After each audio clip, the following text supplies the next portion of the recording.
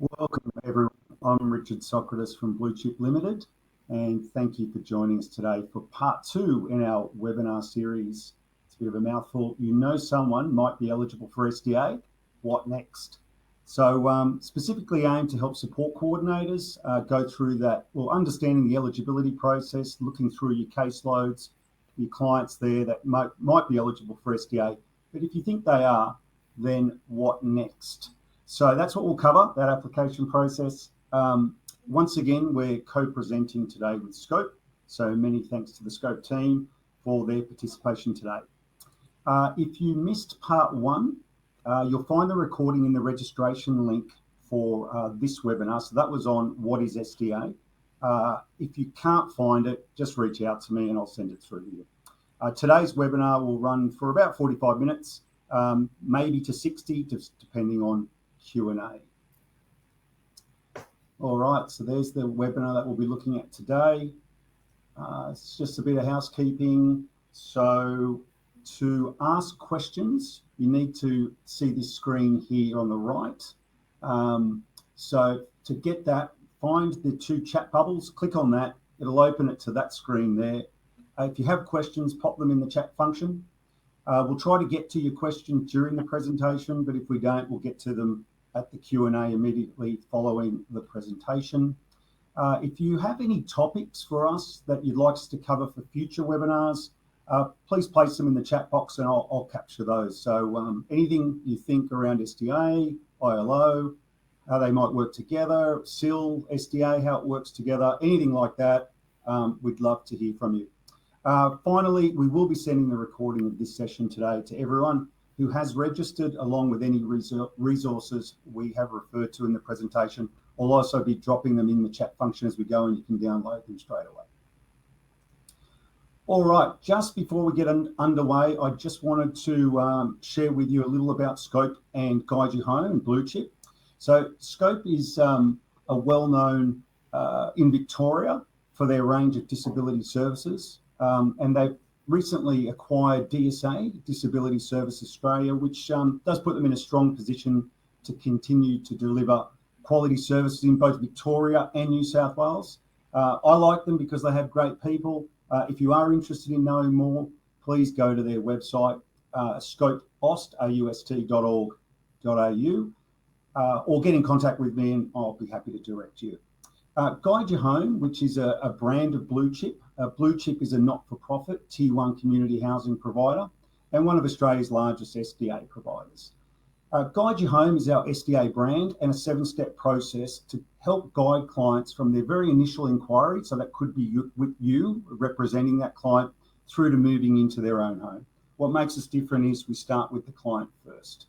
We build a bespoke home to their specific needs and interests, just like anyone would when building their own home. If you'd like to know more, have any general questions on SDA for your clients, we're here to help. And so just reach out, there we go, to either myself.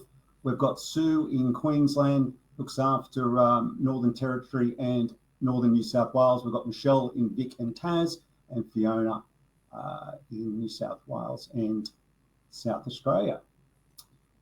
All right, our presenters for today, again, like part one, we've got Hayley Maxwell. She's the New South Wales Support Coordination Manager from Scope.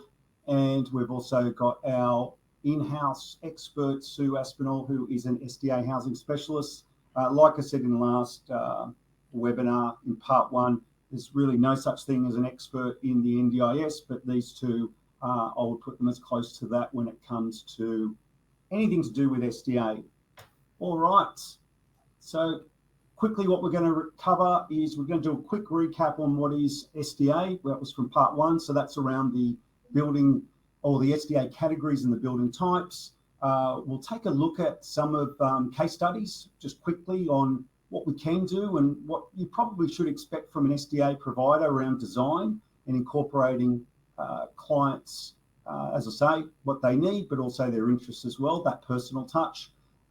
Process for identifying participants' eligibility. So we will recap that from last one, but then really deep dive into that application process and how to be successful in getting SDA in your client's plan. So, okay, I'm going to hand over to Sue now, who is going to get us started. Thank you, Sue. Great. Thanks, Richard. So we're going to just recap on the 4 categories again. So really quickly go through these. Improved livability is, I suppose, what we usually refer to as the first category. So it does have some extra features built into it, and it's particularly relevant for people who have sensory disabilities. So we think of people with vision impairment or hearing impairment.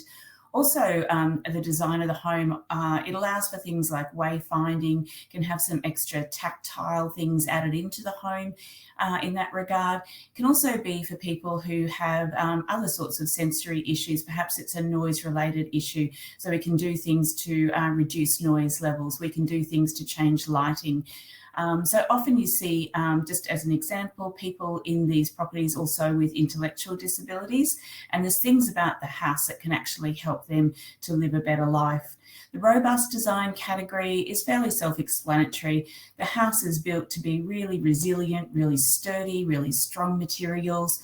For people who have behaviours of concern, so they can reduce any possible harm to themselves, their carers, and also to the dwelling itself. Fully accessible, as you would expect, this is essentially wheelchair friendly, but also provides for people who sit as well as stand when they're doing various tasks around the home. It basically, if you think of people who don't need a full ceiling hoist to move, so they can do some transfers themselves, that's what fully accessible is about. And high physical support is an extra step up from there. The main difference is having the ability to have a ceiling hoist system to help people move from bed to chair, chair to shower, etc. So full wheelchair accessibility with the extra features, giving them a ceiling hoist as well. With the building types, and just to be clear, we have design types and building types. It's pretty self-explanatory. Apartments are suitable for everyone except those who are approved for the robust design category. So they, for various reasons, they do not recommend that for the robust category. However, the other 3 categories, villa, duplex, townhouse, house, and group homes, are suitable for all 4 categories in the SDA. So that's just a recap of what they are again. Now I wanted to give you some case studies that we at Guide Your Home are working on at the moment, and try and explain to you the importance of working with the participant and the support coordinators from the beginning, and what you as support coordinators can help us with to make sure it really is a bespoke home that suits their needs. So this is a house we're actually building at the moment in a regional town in South Australia. The participant is a young gentleman. He's 25 years old. He has motor neurone disease. He's currently living with his parents, wants to continue living with his parents for the next few years until he's a bit more confident in his own home and his own space with his carers. So we've built this house, or we're in the process of building this house, to really meet those needs. So you'll see that there's 2 high physical support bedrooms there, each with their own ensuite bathroom. And then there's a room for the on-site overnight accommodation and a 2-way bathroom there. The things that are really different about this house, or the things that are really bespoke to that client, is he's doing some online studies. So we've added in a study/second living room here for him. And even something really simple like, they've got a cat and it's a really important pet to them. And so they said, oh, we need to be able to have the cat with us and a cat enclosure. So it's a simple thing, but making sure that the laundry had a window just above the bench so the cat can go out into a cat enclosure. They're the sorts of things that you can't necessarily retrofit or make happen when you find a house that's already built. So that's just one sort of simple example of that. And look, working with the fabulous support coordinator I've got down there, she's really great at explaining to me what is there in that small town, what's important to this young man, what services he needs, what he needs to be close to. So it really has been a team effort to get this house designed to meet their needs. The second one I wanted to talk about, this one is a little bit, as I've said here, thinking outside of the box. So we've got another gentleman, he's in his late 30s. He has significant behaviours of concern, and he has SDA approval for a robust duplex or villa, and he does have sole occupancy approved. Now, he's actually currently in a property that meets that description exactly.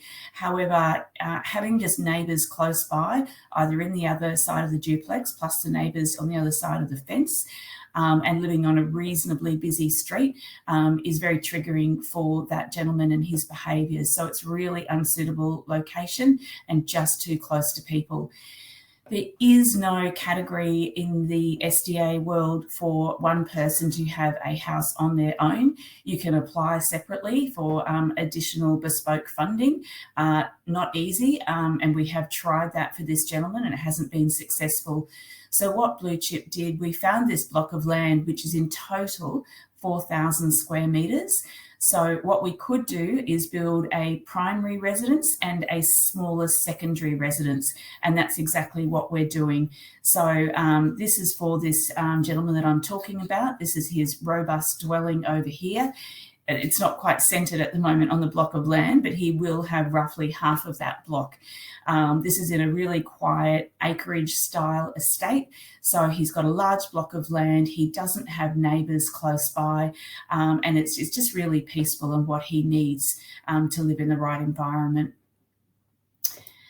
And the last one is also quite unique. We've got a family where we've got 3 young adults in their 20s who actually all have the same genetic condition, which is quite limiting. So they're all approved for high physical support. They currently live with their mum in Cairns in a 4-bedroom house with 1 bathroom, and they have about 10 staff coming through a day, and it's really unsuitable for their needs. They've decided they would like to move down to a hinterland area, or the Gold Coast hinterland in southeast Queensland. So we've bought this block of land and we've designed the house so the mum can continue living with them, which is what she wants to do, but also she can have some separation in this like separate little unit. You could call it a granny flat at the front of the property. It's a very busy household with a lot going on. So we thought it was really important that she had some space as well. Again, working with the support coordinator who she's currently with up in Cairns, they know this house very, very well. The importance of having a large storeroom. They have a lot of equipment, they have a lot of consumables, and we really had to make sure it was designed for to make those things really accessible to the bedrooms, accessible to the staff, and a really functional layout. And just a quick mention here, you'll see that there is a small pool there. The 3 participants all use hydrotherapy. The SDA funding does not allow for pools and additional things like that, unfortunately, but this family is going to fund the putting a small pool in there for their needs. So that's, again, something we can work with the family and their team to make a home that is really bespoke and suits what they need. So just talking about the participants' journey, look, often when people first start to think about SDA or even first get an SDA approval, often the first place they go to is websites like Housing Hub or Go Nest, which is, which makes a lot of sense.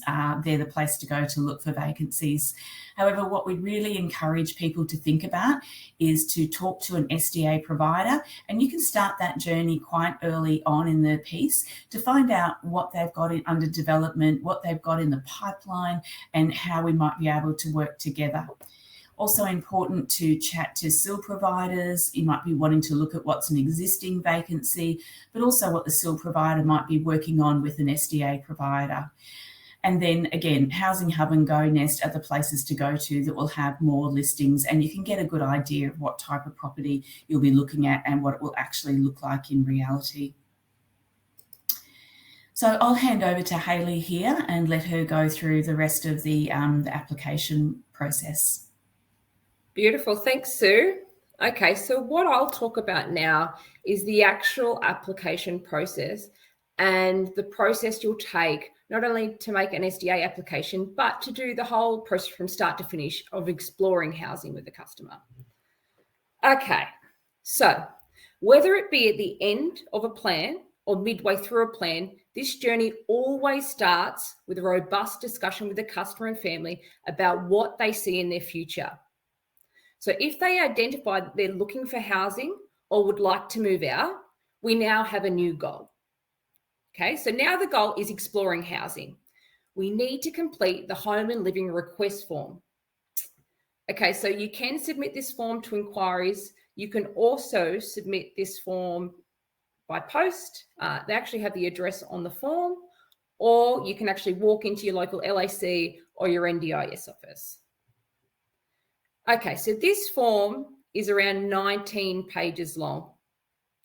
So you're going to need to set aside a good amount of time to complete this form with your customer and the family. So the form looks at all different parts of the customer's life, including the participant's details, the reason for the request, the current living arrangement, whether they want and need a housing goal, the types of support, and the current housing and living situation. So you need to be really clear and have a lot of robust conversation before completing this form with your customer and the family. Okie dokie. All right, getting the right funding.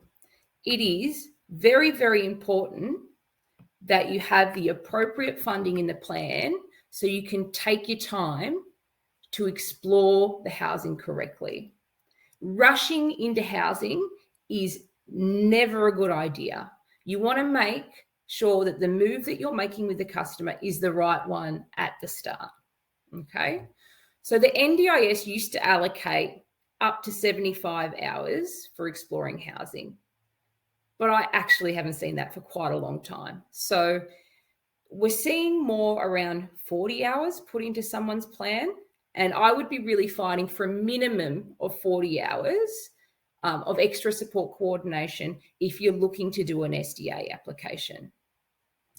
So you'd also be looking to get extra money in your capacity building funding. And this is for assessments and reports. So you need to have quite a lot of assessments and reports completed for an SDA application. So you need to have the appropriate funding. There are some sneaky ways. If NDIS underfund you in this area, there is a line item in your core supports that can be drawn upon to get some of the assessments done with your therapist. So in most cases, you'd be looking for a minimum of 20 hours. I mean, I'd be always pushing for 40, but you will need a minimum of 20 hours to get a good report written for SDA.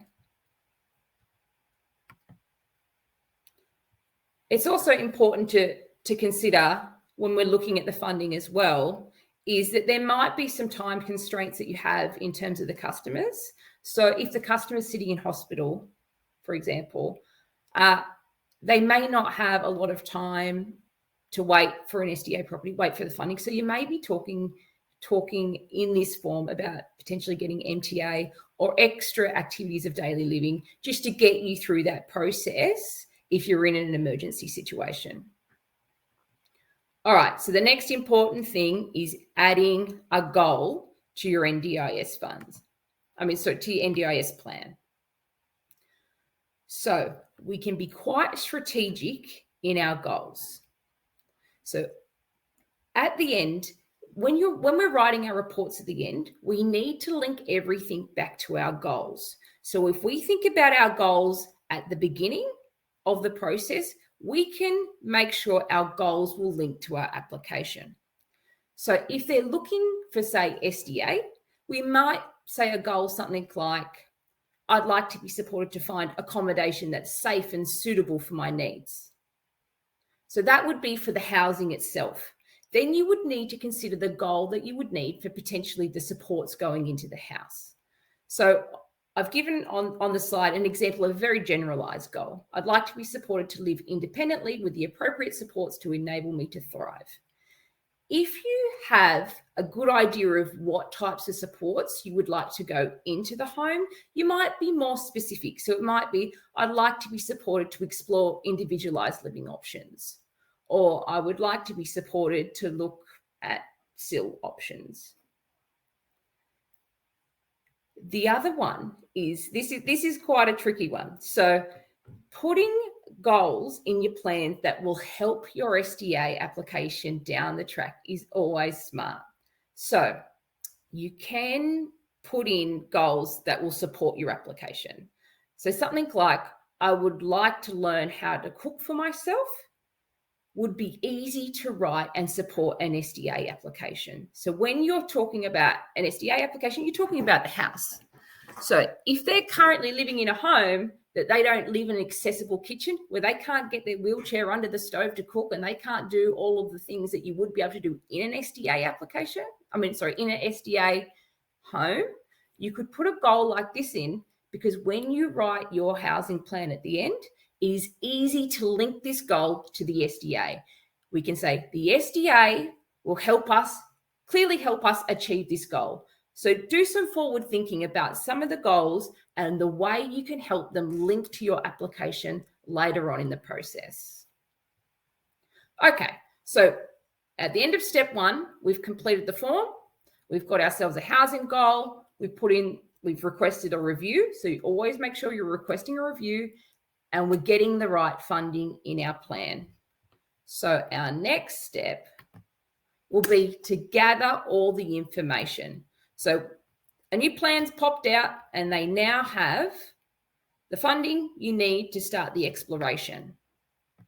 Okay, it's important that we do a thorough job of exploring and understanding housing preferences, the support needs of the customers, their informal supports and connections to communities, but also the vision of what makes a good life as a whole. Knowing all of these things and having all that information will help us to work out the appropriate applications for the customer. Okay, so at this point, it's also very important for us as support coordinators to manage expectations.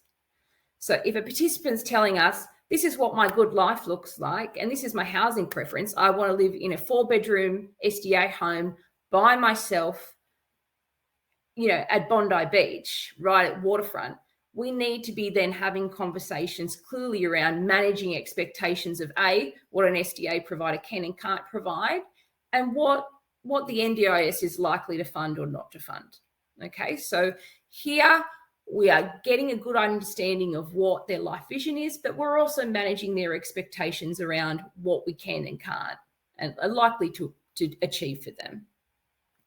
So it's also important to be clear here that the application for SDA does not cover the application for the support. So they're two separate applications, okay? So you'd be having discussions during this stage as well, not only about the housing, but around the supports that are going into the housing. So remembering that SDA can have lots of different levels of support within it. So we often see SDA linked with a SIL provider, but you can get SDA with ILO, you can get SDA with just activities of daily living. So SDA is just the house itself.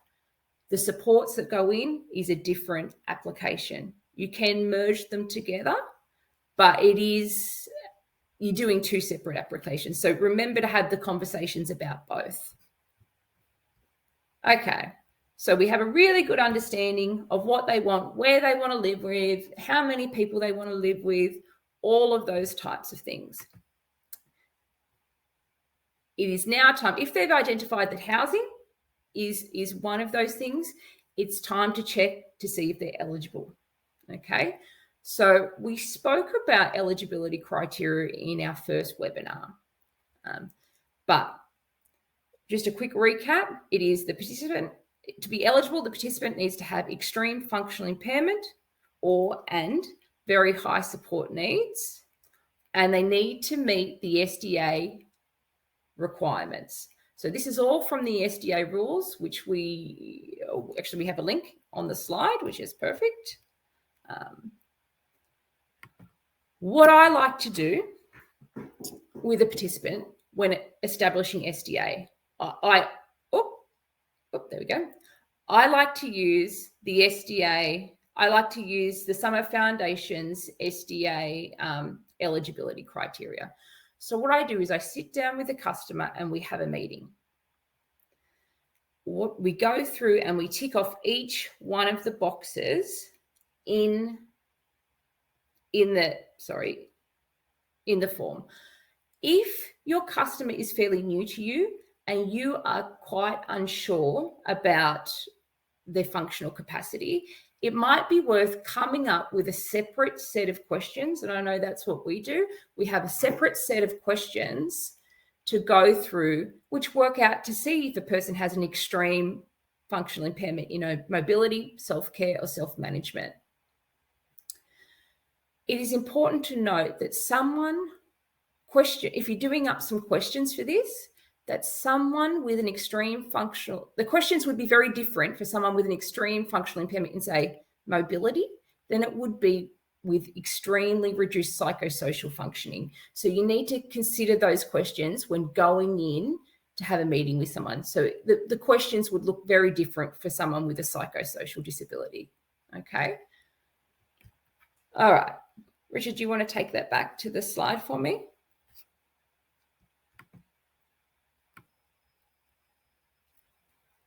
Okay, at the end of the meetings, we should have a fairly good understanding if the person is eligible or not.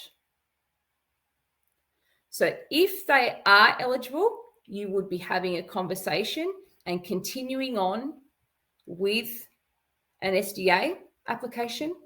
But if they're not eligible, you would start to look at other options for housing. So this could include the family home, or they could own their own home, a cooperative housing, community or social housing, public housing, private rentals, sharing with friends, home sharing, any other type of housing outside of SDA. And this is if they're 100% not eligible. If you can safely say they are not eligible for SDA, there is no point in pursuing this.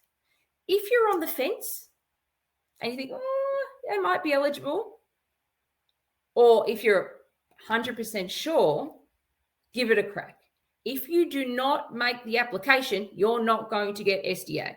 Okay, so don't waste people's time if you are sure they're not eligible. But if they're sitting on the fence, give it a go.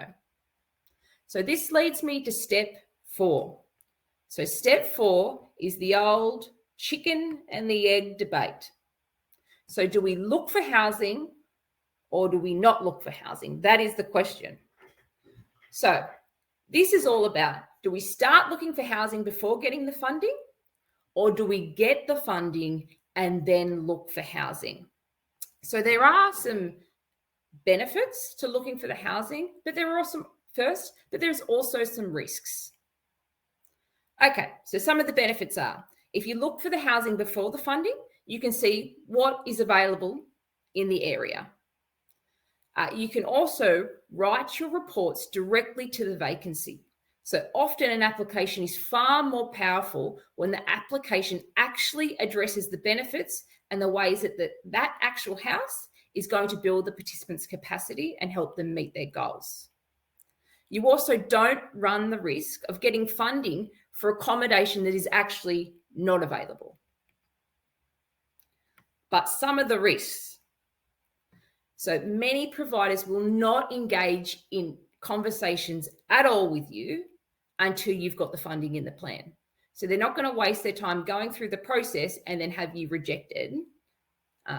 So it can be hard to even get in and look at some of these houses or even have conversations with some of these SIL providers around the vacancies if the funding isn't already in the plan. The other big thing is you may get the customer's hopes up. So if a customer's gone and done tours of all these properties and then they've got in their head, I'm moving into that house, it's beautiful, it's wonderful, I can't wait, and then they get the funding rejected, it is very, very disappointing for the customer. So, and another one is also managing time pressures. So often the SDA and the support providers, along with the customer and their family, can become extremely frustrated when waiting for this to happen. So if they've already seen a house, there's already been lots of discussions that they're going to move into this house and we're just waiting on the funding, and that funding doesn't come through for 8 months, we can see a lot of people involved start to get very, very frustrated with the whole process.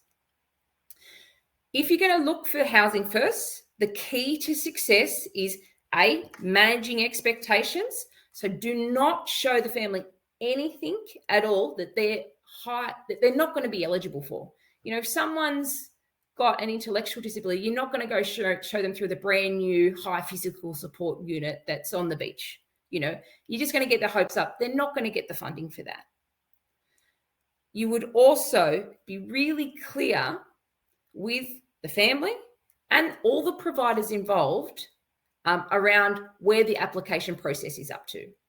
So keeping people updated, including the SDA provider, as to where the application process is up to. Otherwise, people are going to start becoming frustrated. Okay, so the benefits to getting the funding first. So if you go for and get the funding and you don't look at any of the housing, the best thing about that is the customer will know exactly what they can get when they have the funding. So they only start looking for the housing, so it doesn't actually get their hopes up around something they're not eligible for or not going to get. And the customer has no expectations going into the application. So you can do the application, and if you're clear at the start and manage expectations, then they will have no expectations around whether the funding is going to be approved or not. When you make inquiries about a house at this point, because you've already got the funding, all providers will be fully engaged in the experience. So they'll be jumping over themselves to help you, because it means money for the service provider, and it means that they can help someone. There would also be limited wait time between looking for a house and moving into the house, because you don't have to wait for the funding to be approved in the meantime. And just like Sue said before, you get the opportunity to build a bespoke model. So you could go directly to the SDA provider. They can see what funding categories you've got money for, and they may be able to build you something specifically to your needs. The risks with that is, so whenever there's a benefit, there's also a risk. So if you get the funding first, and I've seen this happen to quite a few people, we're getting a lot of inquiries at the moment around this exact thing, where people get approval for a funding level, say robust housing on the northern beaches, and there is no robust housing on the northern beaches. So they've got funding that they can't actually act upon because there is no vacancy or no house that exists in that area. Okay, so if you're looking for housing first, obviously you're going to need to know how to find accommodation. If you go the other way, at some point you're going to need to look for accommodation anyway. So these are the different ways that you can look for accommodation, SDA accommodation. So you can go directly to the SDA provider. They may have properties that have not been listed, and they can build for you exactly what you want. Or you can talk directly to a SIL provider, or potentially even an ILO provider, and look at their vacancies that they have. Often they have them listed on their website, or you just call their 1-800 number, and they will direct you to the right department who can talk you through the vacancies. The other one, and probably one of the most easy ones for a support coordinator, is to go through the vacancy listings. So Housing Hub, Go Nest, and one of the newest ones is the SDA Provider Finder.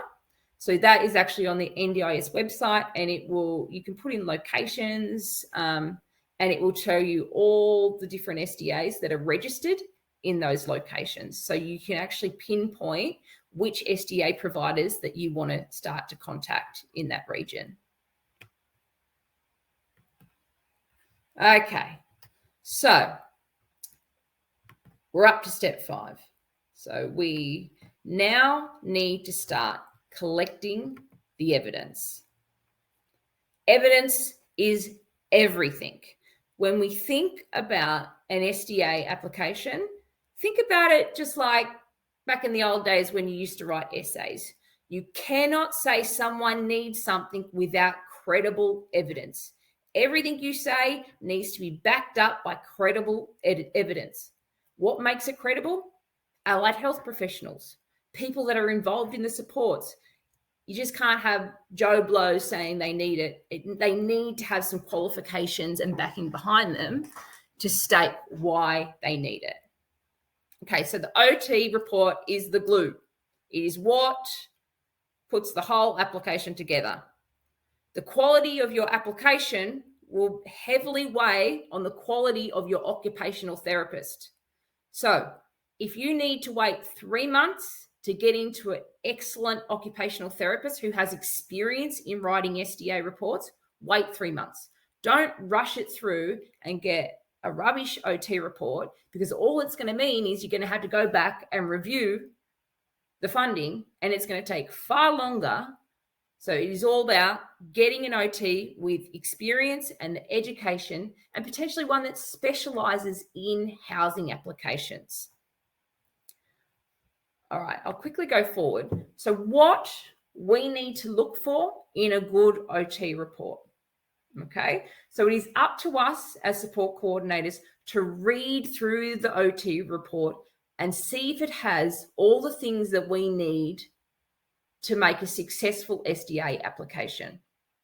Okay, so some of the questions they need to be answering in the OT report is, how significant is the impact on the person's disability, on their mobility, self-care, and self-management? And they need to directly link those to the SDA rules. They need to look at what supports outside of specialised housing could be implemented to help a person achieve their goals. They need to look at what type of housing features, so the house size, location, and does the person reasonably require, what does the person reasonably require to achieve their goals?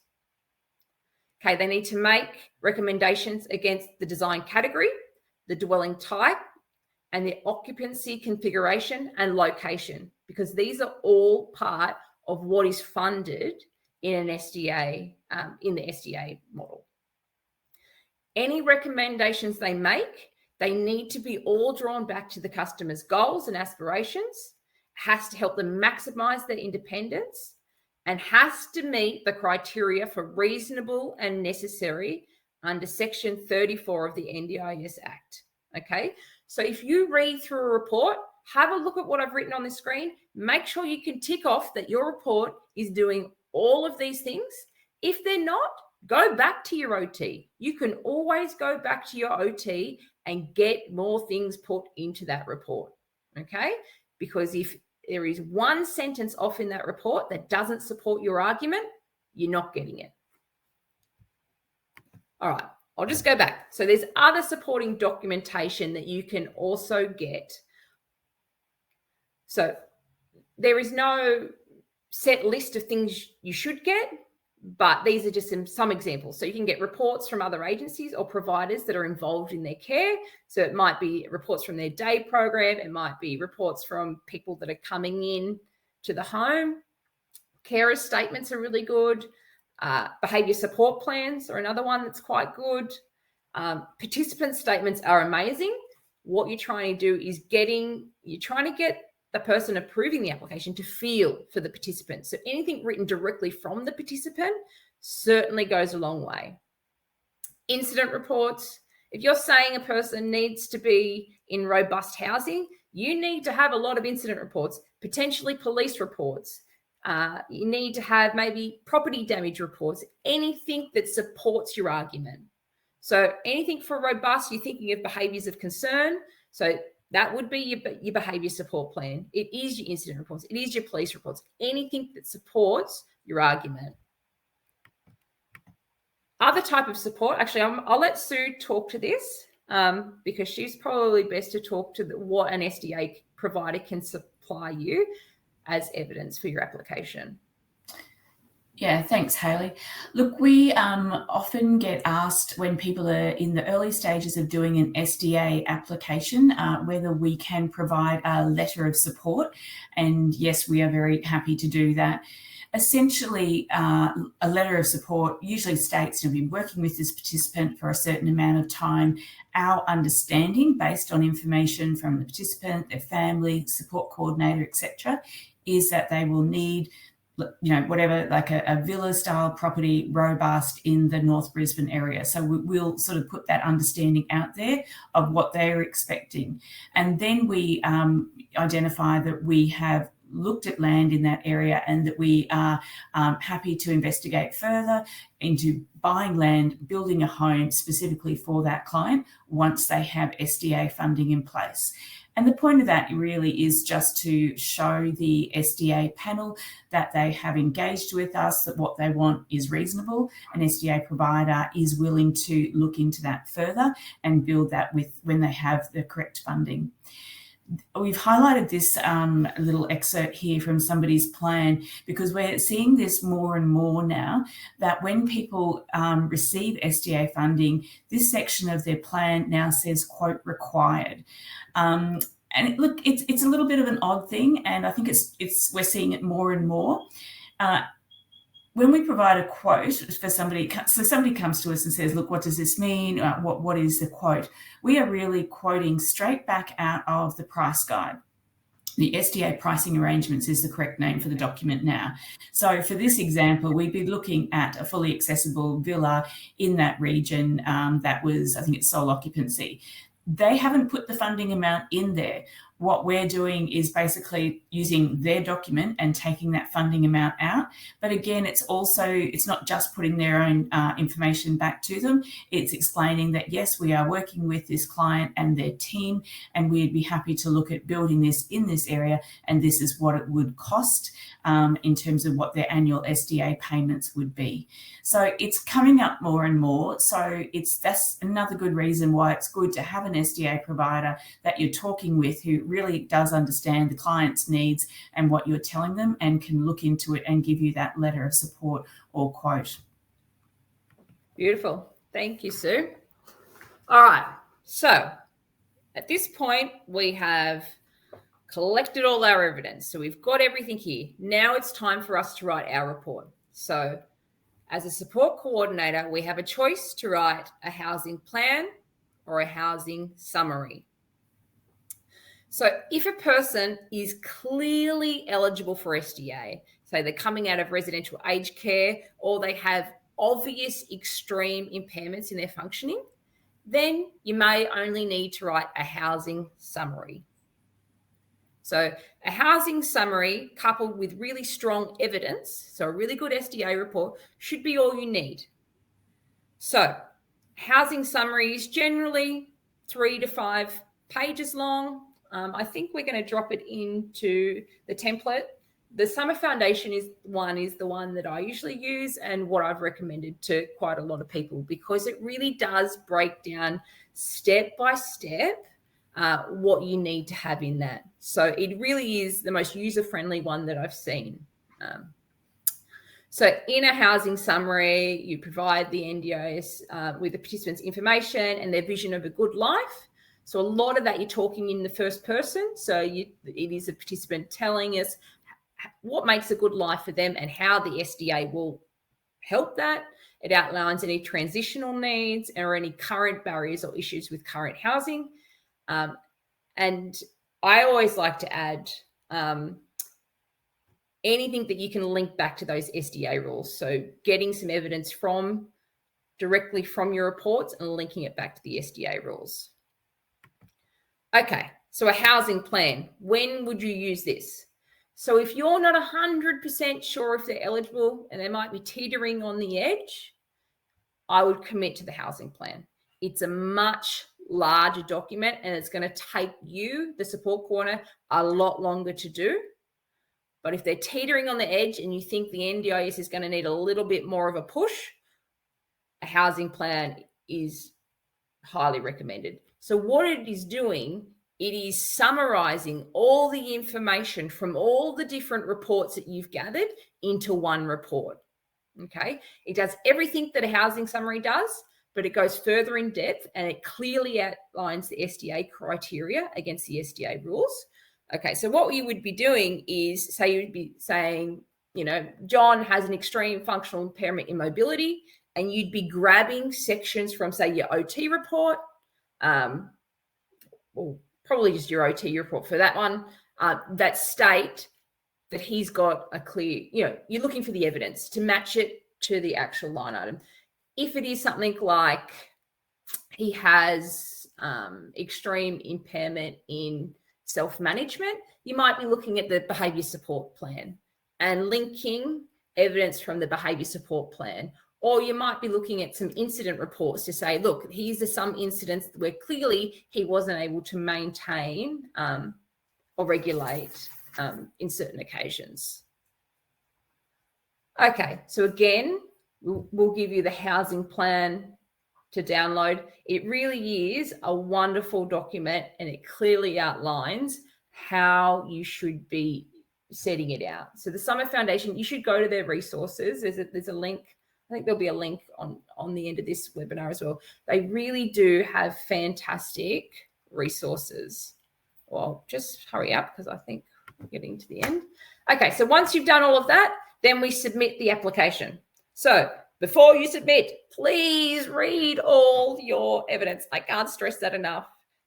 So many times people come back to me and say, oh, why did this get rejected? And then I read through it, and there is literally paragraphs talking about the exact opposite of what they're trying to achieve. So they're trying to get a single robust, and their OT reports talking about wanting to live in a group home. And it's like, well, clearly none of your evidence actually matched your application. So go through everything before you submit.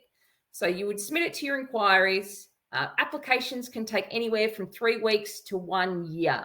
I've heard them they're taking a long time at the moment. As a support, book in your calendar every week for a follow-up. Book in so you know that you need to call the NDIS, but again, the NDIS, you're only going to get a call center who are going to give you the same update. If you haven't heard after, say, 4 weeks or 8 weeks, depending on what kind of rush you're in, make a complaint. NDIS does not have to give you any timelines around applications. The only thing they have a timeline against is complaints. They need to follow up within 2 days of a complaint. So this is your way to get them to look at your application if they haven't addressed it in a timely fashion. All right, so you've submitted it. Oh, hold on. I'll also add with that, you're not only submitting your housing plan, that's only going to get you SDA. If you're only looking for SDA, then that's fine. You submit all that evidence. If you're looking at supports as well, you're going to need to have an exploring housing plan and the evidence for whatever some support model you're wanting to go into the home. But that's a whole different story. Okay. So step 8, hopefully you don't get to this step. So this is only if you are unhappy with the decision. So if you get rejected, yes, you can go back to review. Remember, you always go to an internal review before lodging an external review. Okay, so you always go back just to do a review of a decision. If you're not happy, you can go to the AAT. There is some links on how to do the AAT, how to apply for one. When you go back for review, don't submit the same evidence. Obviously, there were gaps in your application. So don't just resubmit and hope for another outcome. Relook at your evidence, add evidence, change evidence to make sure it supports your outcome. Okay, so that's the biggest thing that I see people just resubmit and go, review, didn't like the decision, have a look at it again. Then you're just going to get rejected again. Make sure you've added evidence. Okay, almost done. Tips and tricks. The things that I've already said. Don't rush to get reports. Make sure you're getting them from the right person with experience. Make sure you have read every single last bit of evidence before submitting it and making sure every bit of evidence matches your argument.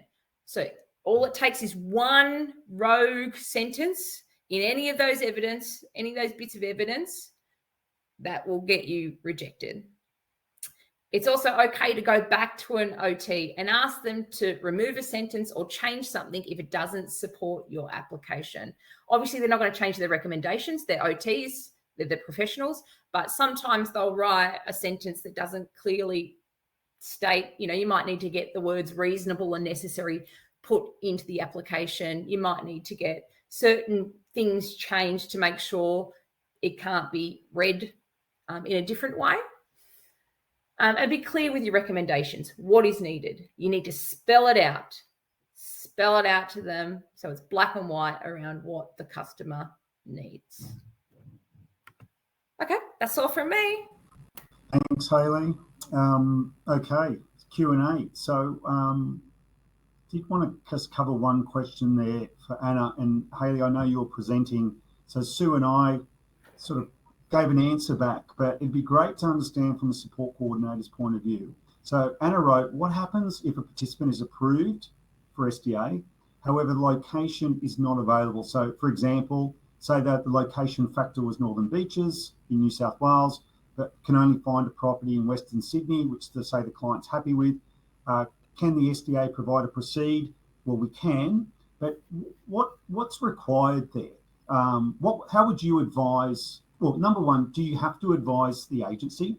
And number two, how would you advise the agency?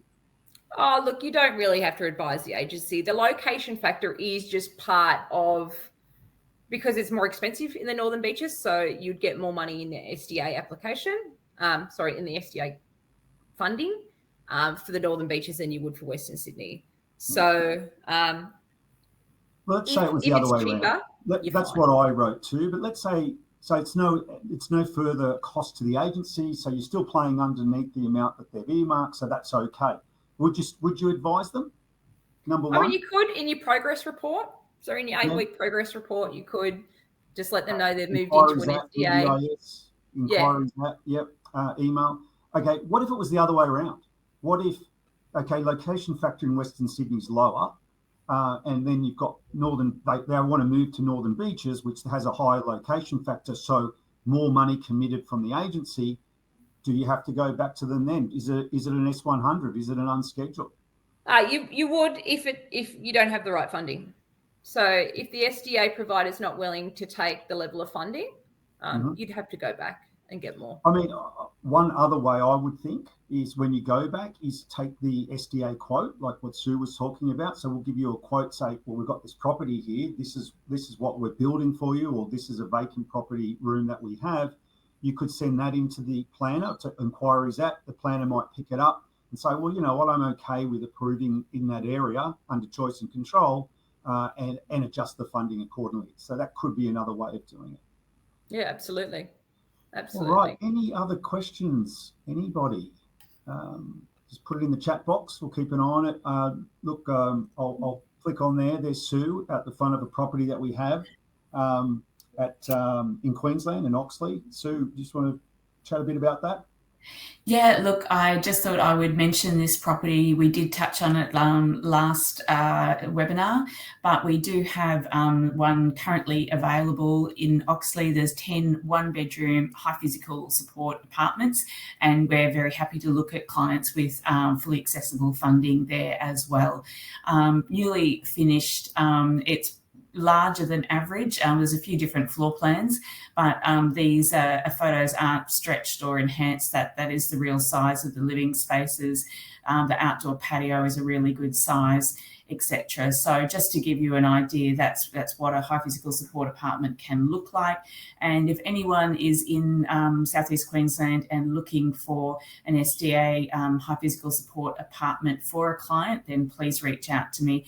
We still have about 6 available and be very happy to talk to you about those.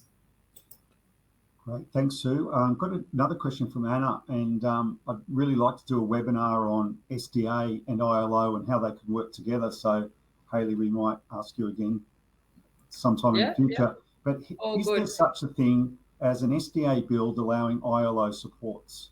I mean, I know it's a broad question, and I think it is a topic that we could cover. Is there a simple answer? Yes is the answer, because SDA is a completely separate funding model to the supports. So you can live in SDA and not have any supports come in. You can live in SDA with CEL, you can live in SDA with ILO. And it is something I know at Scope that we're working on, talking to SDA providers as well, to see if we can get some partnerships with some of our ILO. And we actually do have some SDAs at the moment that we're working with that have ILO funding. And Scope's doing stage 1 and stage 2 ILO? Correct. Exploration? Yep.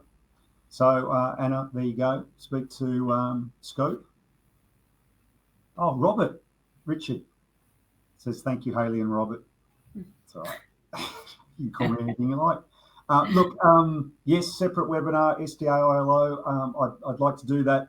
Look, we're right on time. I don't see any other questions there. If you, as I said, the recording will come to you.